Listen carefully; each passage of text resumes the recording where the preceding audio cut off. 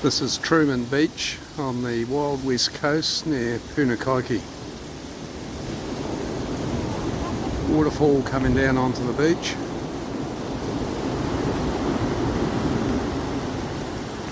It's a short 15-minute walk down to that platform in the distance from the main road. Be a pretty wild beach, typical west coast. And where we're standing is actually underneath limestone cliffs.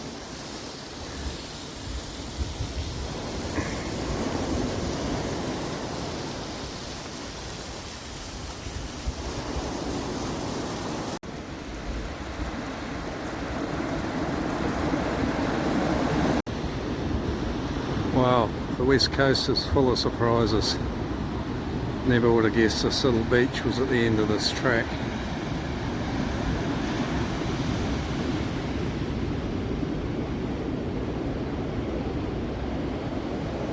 Quite a large cave in here.